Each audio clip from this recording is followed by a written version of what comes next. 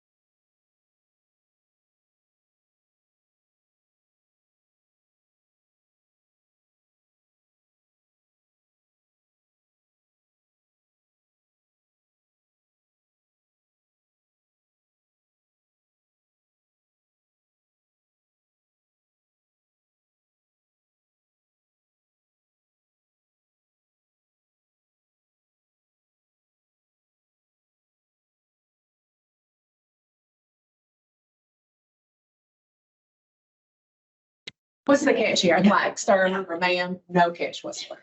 You're getting an expert in literacy coaching, and you're going to get to have them and use them as a resource and be a part of your school. So, that was a wonderful conversation. And Mickey had several to reach out to her wanting a coach that we couldn't place a coach in. They weren't on our list. So just that positivity that we, tried to communicate this partnership, that it was truly a partnership. I think that spoke to that when they reached out. So can we have one? Yeah. So will we be collecting any kind of data? Are we doing any kind of research study from this? so we have, on one level, we are partnering with ICF, who is our third party evaluator, not only for letters, but also the literacy coaching model. And that was not a mandate of Read to Succeed, but I felt passionately that we need to be good stewards of the funds, and we need to know with confidence that it is actually working for the Kentucky context. So I'm going to speak a little bit to the letters portion of that evaluation, but starting next year, we will be able to partner with ICF to start looking at some of the data from the school-based coaches as well and their systems. I also think there's the potential and once the contract is in place, we will be able to speak more freely about the Reading Research Center. But I cannot tell you how encouraged and excited I am to be able to partner with this new center. And I think that part of their annual goals also will be looking at the systems that the KDE is directly serving. And so they will be able to work with KY stats and local systems, and of course the KDE, to be able to do some more significant case studies and just research findings around not only the coaching model, but evidence-based practices and instruction for literacy in general. And we really want that to be at, K-12, because we have so many teachers outside of elementary school who are serving students who are struggling readers as well. And so there's just great potential, I think, in that future partnership. And I cannot wait to be able to share that more explicitly with the board and other stakeholders.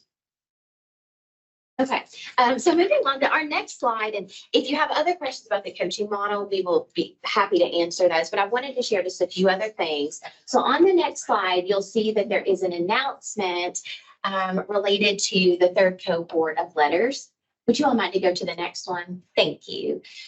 So this shows you, so between cohort 1 and 2, for the letters professional learning as part of the Kentucky Reading Academies, we have over 4,000 educators who are participating, which is wonderful. Again, many of these educators are doing this out of their own desire for personal growth. They're not necessarily getting a stipend or beyond having access to the PL. They're doing it intrinsically for the good of themselves and for the good of their students. So we always want to take the opportunity to applaud them and to be grateful for their willingness to partner with us.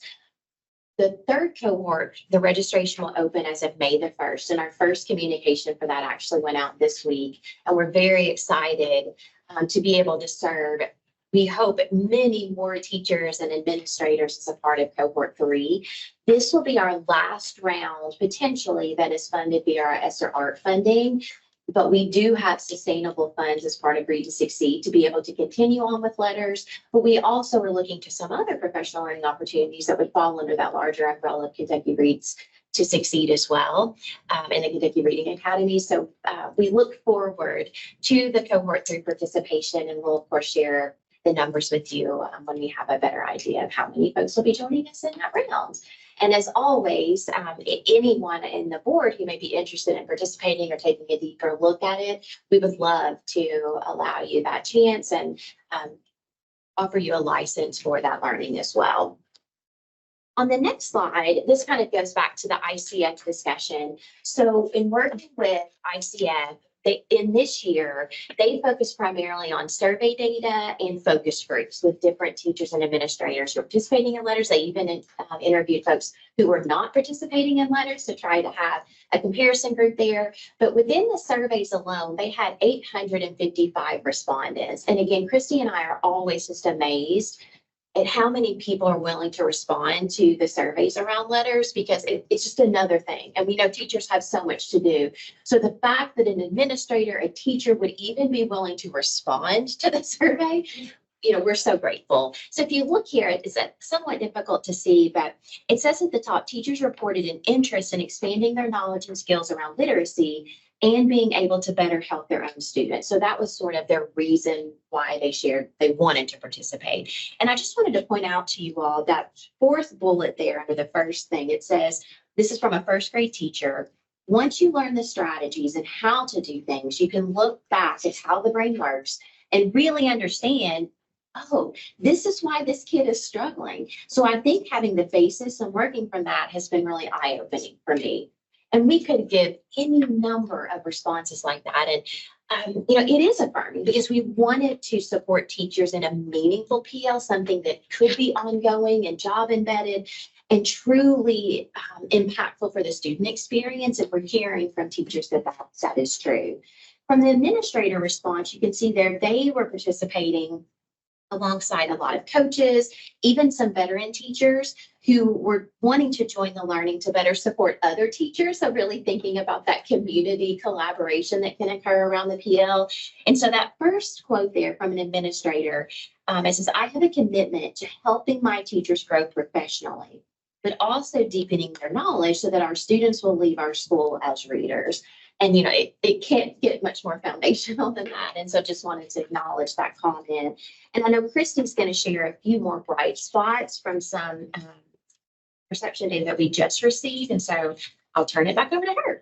So on the next slide, you can see these are just kind of letters in one word that ICF kind of gathered when they were having those focus groups with the teachers and administrators. But one of the many blessings I get in being able to be the director of early literacy is I get to talk to district administrators, school administrators, and educators weekly, pretty much consistently multiple times a week in my position. They're reaching out with questions about Ready to Succeed, or maybe they need affirmation on something or a thought partner. I absolutely love talking to the districts because these people are boots on the ground doing the work. So I try really hard to support them in any way that I can. But through those conversations and then conversations that we're having with so we have open office hours in the Dell where we take 2 or 3 hours, and administrators and educators can come and go as they would like. If they have a question about Ready to Succeed, maybe it's a improvement plan, maybe it's HQIRs, letters, PL, anything like that, they can hop on, ask the questions. We try to support them in that work. And then another support that we have that we get to talk to a lot of the field in is the Letters for Administrators support group that we have. Support group sounds like therapy, but sometimes but it's so, I mean, being an administrator, I've been a school administrator, you do need some support therapy in that aspect. But it's been very good because we've taken each unit as they are participating in the PL, and we talked about the challenges, because those administrators have to be the lead learners within their school, and they're charged, it's put in their lap to actually implement these shifts and changes that are happening within their educators in their school building. So we support them, take them through the learning, try to answer questions. We talk about challenges they might have and support them in that. So that's been very successful. But I tell you all of that to say, in all of those conversations, I get to hear amazing stories. And I so wish I could just package all of that in my head and hand it over to you so you could experience that too. But I do want to elevate a couple of these stories that I have heard and that they are actually hot off the press. So yesterday, not even 24 hours ago, I sent out an email to the participants of Letters and said, hey, we want to spotlight you. We're hearing all these amazing things. Let us elevate your school, your story. We want to spotlight you. So we sent that out at 2:00, and like I had to keep running back to my computer all that long. The last I checked, we had over 70 responses, and not 20, under 24 hours. People like their changes and shifts, and they see it in their students, so they want to tell their story. So I want to elevate some of these stories for you, just real quickly, and I'll try to be brief. And what she's not saying is that when Christy and I often look at these, we're like, It's so emotional because it has been such a long time coming. I mean, it gives me chills thinking about it. So I can't wait for you. And these are principals or superintendents? Teachers, principals, yeah. I've got one kind of in different areas. I've got a superintendent story, but I'm going to start with a teacher story that's talking about an EL student. She said, my students are thriving and growing this year in reading. They are confident learners and are engaged in learning how to read. I have a student who came to me and spoke 0 English. She now knows all of her letters and letter sounds, and she's speaking in English and able to read short passages. So just that turnaround in a very short time. The second story comes from a reading intervention teacher. She says, fast forward to today, I've seen students who never thought they could read who are now excelling after only 1 year. In several classes, they are now out reading their peers at grade level. I met with parents who've been in tears. And I've seen some of those parents, and I've talked to some of those parents, and I understand as a parent why they would be in tears, because their child now enjoys reading. I've seen students talk about a book they've read instead of talking about a video or Snapchat. I've seen students who've only talked about sports previously tell me about what they read to their mom for the first time. They understand the strategies, and the training has taught me, and it's been so valuable, and I look forward to continuing this journey and teaching more students and leading other teachers in this direction. 95% of all students can read, and I've seen this firsthand. So this next one comes from a special ed teacher. New learning of literacy instruction has impacted my students' MAP diagnostic scores by showing tremendous growth from novice to apprentice and proficient scores in reading. This is true raw data and scores for me as a special educator, because we don't have any accommodations on maps. If the student doesn't have those accommodations, they go in and they take the map diagnostic assessment. Also, many of our students are now proficient readers. They can read at grade appropriate passages and cite text evidence by highlighting, using letters, decoding, and read word strategies along with vocabulary instruction. And this last one I actually opened it up when I got here to KBE this afternoon and saw it. I was like, I had just held them this story too. So Jim Masters, who is the superintendent of Henry County Schools, is taking letters for educators, like The 2-year. the 2-year extensive PL. PL, which is amazing in and of itself. So he wanted, he told in a previous paragraph that he wanted to truly support the teachers in his district, and he wanted to learn what they were learning. So he's taking letters for educators. And he says about his school district, since transitioning to evidence-based literacy curriculum, which is based on the science of reading and backed by the principles of the letters training, along with the interventions, our data indicates a significant increase in student growth, with students now achieving double the percentage of growth towards our typical goals compared to previous years. This success has fostered trust and enthusiasm for implementing the curriculum and interventions with integrity throughout the district. I would absolutely love to share what we have done in a year and a half and the results we are seeing with our students. We have a great deal left to do and grow in, but we're making tremendous strides. I'd like to add something to Sure. that. I'm Dr. Mester's district, and he is just a shining example of how a superintendent can impact instruction. I have worked under many superintendents, but never one who was so focused on curriculum and academic achievement. It is just so, it's so uplifting to talk to him and to see his enthusiasm, and he knows what's going on in those schools, and he's there and encouraging the teachers and the students. And I'm just so proud of him. And just, That's amazing. thank you for sharing. Sure. I was really caught by his story. So I hear these stories all the time. And again, I wish I could go over all of them, but I will even get texts from people that says, student Susie was able to, read through and, they would come to them not being able to read or decode any words. And now that they're implementing the strategies, they have those student success stories. And it truly is, I think you said, a work of the heart. So hearing those stories and seeing the impact that it's having in schools, but most importantly for our students, is the driving, it's my driver for continuing this work and trying to help and support more schools in our great state. I do think superintendent stories like that, though, clearly are significant, and part of the major findings of the ICF interim report for us is that when teachers were more likely to participate if the information was shared by their principal specifically, and they were more likely to continue in the PL if there was support in their billing by the administrator. And so that's why Christy's team is putting so much focus on that principal role specifically, because that's such a critical part of this process. But if you are looking at true systems change, then to have your superintendent be able to speak that same language and to elevate its significance is paramount, to the success of those teachers and ultimately for the students who are in those classrooms. And so it's just really exciting to see and hear those things. The last thing that we want to talk to very briefly about today is the Kentucky Race to Succeed Summer Conference, and that's on the next slide. And that basically just says we are so excited to be able to invite everyone to our summer reading conference. Do you go to hit that next slide? Oh, there it is. I'm sorry. There we go. Oh, there you go. It's on June 20th this year. We are so excited about this. So we are building out sessions for teachers, for administrators around best practices and evidence-based literacy instruction, and been working really hard to get a fantastic conference together.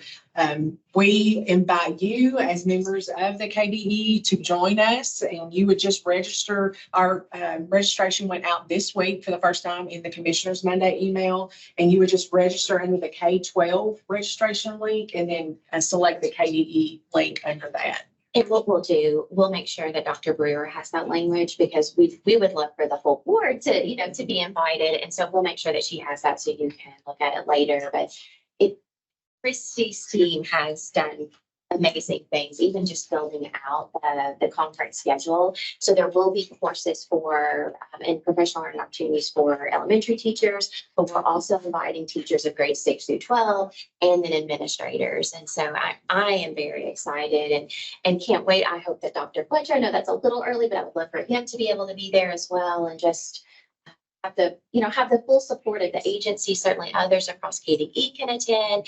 And we're holding registration right now to K through 12 educators. And we can have up to 2,000 slots. And I hope we have every single one of those. But if not, we may be able to expand registration. If there were other interested groups, Dr. Diebel in the Office of Educator Licensure and Effectiveness has that early literacy working group. So they are going to be able to attend. But beyond that group, right now, it's not expanding to post-secondary pre-service teachers. We would love to do that, but we know we need to first prioritize in K through 12 teachers and administrators first. And so we may have different messaging for you as we get closer to that June date. But right now, I think we already had 200 this morning. after one day being open. So we are very excited to see that grow Central Bank Center in Lexington. in Lexington. And it's actually, I didn't say this, but it's free for our attendees, and that's even more exciting. And to be able to offer that, because as a past district administrator, there wasn't a lot of conferences that I could attend for free. So that's very exciting. And it's one day this first year, the inaugural kickoff of the summer conference, but we do hope that this will be an annual event. And in the future, we think that we'll be able to allow for proposals to be submitted from others, but it's in terms of just managing it for year one, it was easier for us to just ensure that we could provide the course of learning over that day. So we're excited. I'm quickly learning as a district administrator, I was in charge of creating conferences, PL days for my district, and the state is a whole different ballgame. So Just a little bit. just a little bit. Is it mostly general sessions or like breakout sessions or both? Breakouts. We'll have a general session. So Emily Hanford is going to be our keynote speaker. So she's going to start the day, but then from that point on, it's going to be breakout sessions that you can choose the track that you would like to go to. And we can get that to you as well. So Tara Griffith, who's a member of Christie's team, one of our regional directors, is kind of building out each of those learning pathways. And so we'll make sure that you all have access to that as well. We're excited. So that was a final slide. If there are any questions, I'm happy to address those. Okay. Please. I'm excited. I have two friends that are actually literacy coaches. So I see all the fun stuff they're doing and I'm very, very envious. But so are these coaches working K through 3 or are they open to the entire school building? You're open to the entire. So Okay. our focus would be early literacy, Okay. but then we really want to serve all those teachers, all, the So are they administration. going to kind of do a priority of grade level? Is that kind of the plan? Yeah. Okay. And as they do their observations, they have the IPG tool, they're going to just start with, one issue and start tackling that. And it's not issues, but when you go into a school that needs that help, that needs that partnership, they're going to kind of prioritize what they do first. But we also want to make sure that we're working with that building administrator. So our goal is to empower the willing. So we are hoping to work with teachers who would love to have a coaching support rather than being voluntold, you have this coach, but we're going to, we'll yield to the administrator. Well, and I'm sure once teachers see there's going to be so much buy-in. And I bet you have more districts that see, or schools within a district that say, I have this person and I bet they're going to be calling you all for more. Well, we've already had a lot of those conversations. And can we send Yeah. our literacy coaches at these schools over to see the literacy coach? Absolutely. Like we want to impact that entire district if they want to. So these literacy coaches, you mentioned this early on at the very beginning. You want them to be long-term. You don't want them to be a 1 year and go on type situation. And funding is in place for it. So sustainability with our influx of new teachers coming in looks to be pretty secure, doesn't it? It does. So our funding comes out of the Regency Fund, and we know for the next biennium, which the board requested that go from 11 to 15, which was not honored in the budget, but we do have our 11 million each year. And just as a point of comparison, the Read to Achieve grant is 15 million and it has been in there many years. So a lot of times it's truly just kind of getting your foot into the budget. And I feel confident with our sponsors that there will be sustainable supports for Read to Succeed. And we will, do this good, important work for as long as we are absolutely able to. We hope to expand and hire more coaches. Like our moonshot goal is to have around 80 coaches eventually that we can impact multiple schools. So what will the regional people do on the day today? When there are people, they've trained them all and now they're out. What Yeah. do they do? So I see them as a district administrator support. So they're going to be having conversations with district administrators, school administrators, giving them support. I know when we begin this work, they're going to have a lot of different issues or questions from their literacy coaches that they're going to have to tackle. And then we're going to continue their professional learning. So each Friday, I talked about them being in schools Monday through Thursday, but each Friday we're going to continue to develop because we know we couldn't teach them everything, all the things. We're going to have to continue our learning. And once we get into schools, we're going to see, we probably need to focus on this for this specific coach in this specific region. So we know that continued PL is going to be important. So we're going to be doing that as well. So it's, I envision them to be very busy, specifically at the beginning, because they're going to be getting all those questions and kind of working out all of the different minute details that's going to come up throughout the work. I will say though, there are certain state level initiatives that we need their support as well. So that, the conference planning is pretty much June 21st. We'll have to start thinking about the next year. And then we have members of our team that work on communications. I am still floored that there are some teachers who don't know that they can participate in letters for free if they wanted to. And so we just have a lot of work to do to ensure that our messaging is getting out to the field. And so she's got folks that are working in that direction. They also, one of the directors provides that letters administrator support. So they each have individual projects that they're working on that will continue even once they are more actively supporting the coaches in the schools themselves. I'm curious to know the individuals who have become immersed into this, are they typically mid-career teachers, brand new teachers? Is there a spectrum? It's a spectrum. I have younger teachers, and then I have some older teachers. I have some administrators that were in, Just elementary, amazing. administration. That I have people that were members of cooperatives. So it's just kind of a mixed bag of a group. It is. I have one male. I always have to say, I'm so sorry. Not but out of our literacy coaches. Yeah, But we as a do, coach. in all honesty, we really do need to work to build out more diversity among our team. We all look the same and, we're not going to be serving folks that look exactly the same. And so I think part of our challenge going into the next, so we won't be hiring anyone else before 24-25, but before 25-26, we will be seeking to bring on additional coaches. And so that's something that is constantly in my thoughts, like just making sure that we're getting information to everyone so that we have a true representative body of the Commonwealth as part of our hiring process. This first group, they have the luxury of this year of onboarding. Yes, and But that's for the concerning next to Christy. Or probably won't, right? That's right. That's right. So that's the thing. I think that we'll have to be more innovative in the way that we're even providing supports to the school-based coaches moving forward. And that's one of the reasons we wanted to have a year of school placement before we hired more, because I feel like those literacy coaching specialists are going to be integral in training the new ones, that come on, not only the regional directors, but having them to go and observe those literacy coaches in their school placements and learn from them on site will be imperative to that training as well. But I feel like you're empowering the people who are getting the training right now, and they're going to see the successes and they will want to share those successes. So that's where it helps at your coaches. I think so. The ones who have walked the walk. Yeah. in people that are doing letters training now, because a lot of your onboarders are probably in letters. So I was wondering, just because I've been around so long, were there lessons that you learned from the reading first coaching model that you have done differently for this group?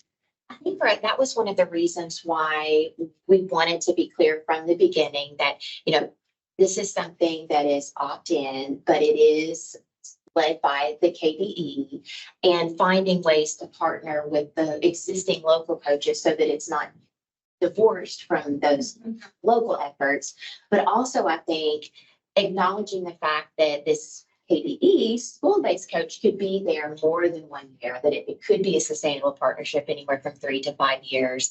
So for us, I think that there is power in that building of relationship. And so now we're charged with not only, we are in the door, so to speak, but we have to prove ourselves to be trustworthy and credible. And as long as we have the funding basis, that can be a sustained relationship versus, maybe where the funds were having to be shifted previously as part of reading first. Like, as long as this is a state budget item and not reliant upon federal funds, it can be more of a sustainable model within our state. I'm thinking from what you're saying, I was a master reading teacher, trainer as well. So I did the reading first training, and we were trained by big notebooks and a script in each one of the notebooks.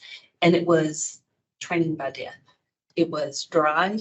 It was, my partner and I completely revamped the training. I'd done a lot of conferences and knew that was not going to fly. We did the skeleton. I mean, we did the importance of what was in there, how to do it, but we input some of our own personality and some of our own As we would. presentations. Although back then the training was, you will be in by the script, but we didn't get put in reading first jail. So, and we got good reviews, but, and the teachers were successful, but, that is what I'm wondering. The training is not dry, is it? It's not, and that's the thing.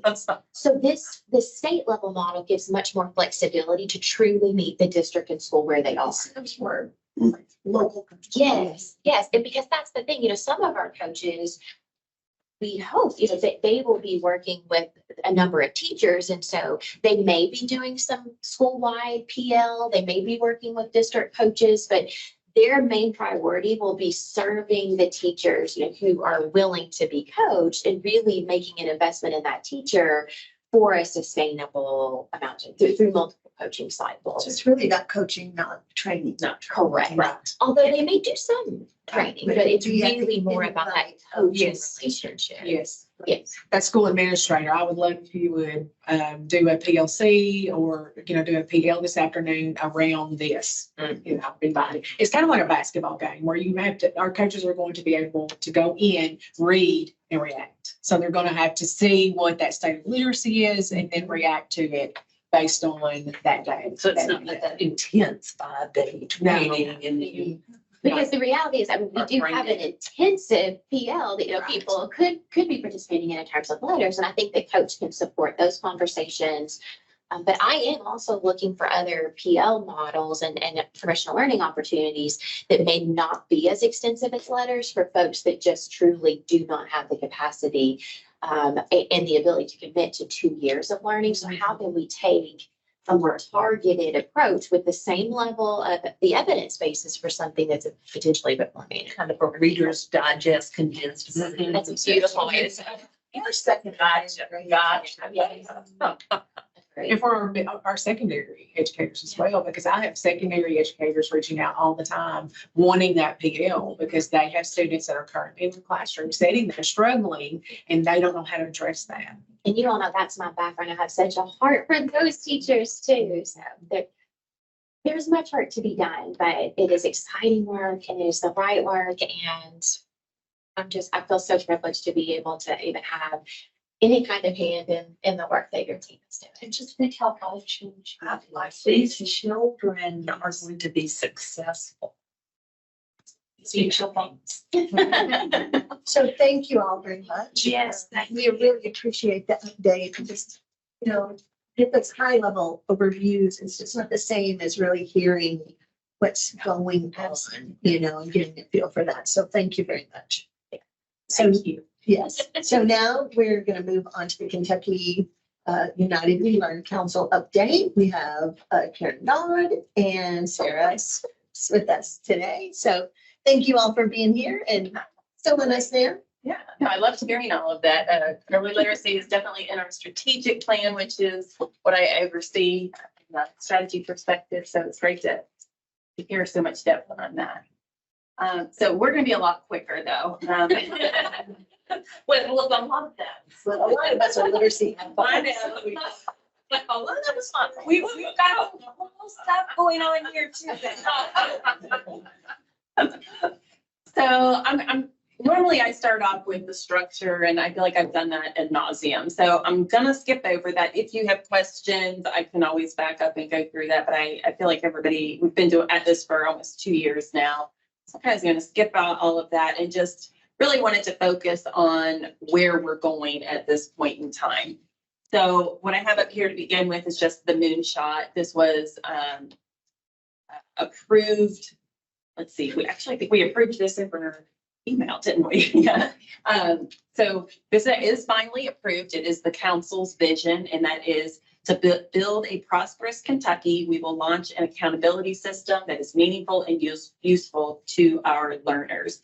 So I just wanted to put that there. Everything is in context to that moonshot. Everything that we're doing around United We Learn is ultimately to get to this new accountability system, which we're calling a system of systems that will be a more useful system for learners.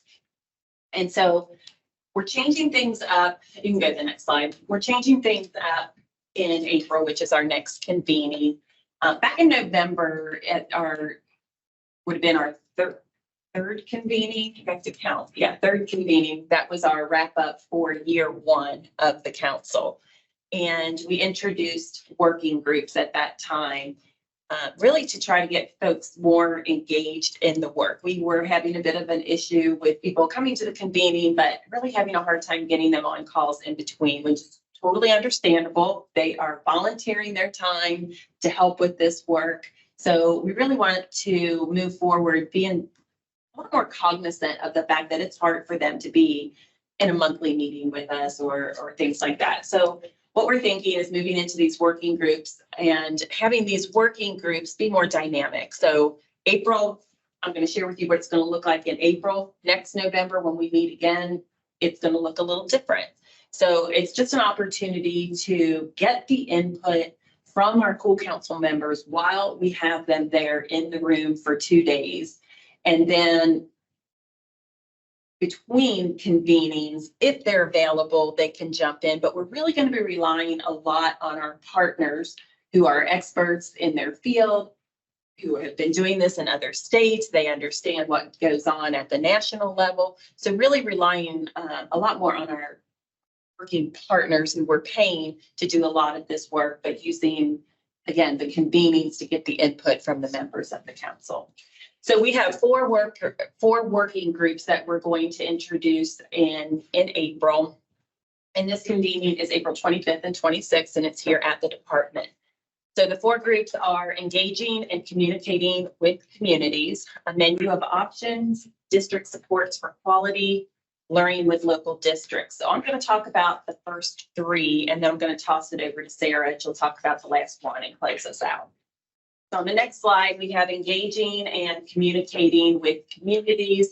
This is basically a communication plan that we're going to put together. We know that it's important to continue to get voices into the council to know what is happening in the field. But we also know that it's not practical to keep having more and more people become part of the council. We have about 55 members right now. Like I said, engagement can be difficult. So how do we get those voices for the council to hear what's going on in other ways? So that's one thing that we're going to be focused on. We've actually already started on that to bring more voices into the April convening. We've started doing some interviews with teachers, with students, business, community, parents, doing some of those empathy interviews that we started a couple years ago. and recording their voices. So we're going to have posters in the room that talk about some of the innovative work that's already going on. And then you can click on a URL if you want to hear what a student has to say about the work that they've been doing, what a teacher has to say about that, a parent, et cetera, et cetera. So we're working on collecting a bank of voices that we can use at different times to really let people know what's going on and what the thinking is from the people that are out there doing these things. We're also going to focus in this working group on how we can engage KBE more. This has kind of been work that's gone on in a bubble with these school council members. But as we move forward with this work, it's important that we start letting all the other offices know what's going on and where they can start fitting into this work as well. So our communications team is actually going to be a part of this working group with us to help us think about how we do that internally and how do we have better communication going outside of KBE. So for those who aren't involved in the Cool Council, aren't here at KBE, what do they need to know about this work that's going on? Moving on to the next slide, we have the working group menu options. Now, these next two groups are both going to focus on the accountability model itself and how that is changing. So the best way to look at these two differently is menu of options. You can look at that as kind of a top-down approach. So they are going to focus on what flexibility might be available to recreate an accountability system of systems. So we may have one option where we get our moonshot. We get anything and everything that we want, all kinds of flexibility. That'll be one option. It could look like this if we have carte blanche to do anything we want. Second option would be we get some flexibility at the federal level, maybe some flexibility at the state level. What would that system look like? And then third, maybe we have to live with the constraints that we have. What could we still do innovatively, like things that are currently happening in our L3s? How could we build on that and still create a better system of systems moving forward? Then on our next slide, the district supports for quality. Can you go to the next slide? Thank you. So think of this one, again, working on that same system of systems, but from the ground up. So there's 4 components here. I'm not going to read through each of those, but basically think about what the districts are doing. So whether it's in our L3s or other innovative things that are going on out there, what would other districts need to know? What kind of resources, what kinds of toolkits, those kinds of things. So they are going to focus on that ground up things, what districts would need in order to put this in place once we finally know which system of systems we're talking about, what kind of flexibility we have, and therefore what kind of tools and resources they would need. You can go to the next slide. The next one just connects with that. Again, it just talks about those things that would be needed. So dashboard indicators, theories of action. Those are all things we would be looking for from a district to be thinking about in their own system, in their district. And I'll turn it over to Sarah. She will move on to the learning with local districts. Thanks, Karen. So I'm always honored and have the privilege to just be in as many communities as possible. Truly to be on the ground, working with our districts and schools and teachers who are trying to bring really tried and true alternatives to life, right? A lot of our districts out there recognize that the KSA is valuable. It lifts up data that matters to them and their communities, but truly believe that it doesn't quite capture everything about student success. And more importantly, what that success truly means for their unique context and communities. So it's really broadening. I think one of our district leaders to the board previously said it's so much more than being less rigorous, right? They're actually putting way more expectations on them as how they hold themselves accountable to their communities and the state within federal and state requirements as well. So just always so appreciative of these districts who truly have stepped out on a limb to say, we're gonna hold ourselves to this current system, but we also are gonna lift up these alternatives to try to bring something to the table that's been vetted by our community and that we're just willing to try for our students. So our work group is going to be focused on doing more of that. Quite honestly, we have our L3s, our 18 local laboratories of learning, who have worked with their communities for 2 years now to develop local models of assessment and accountability.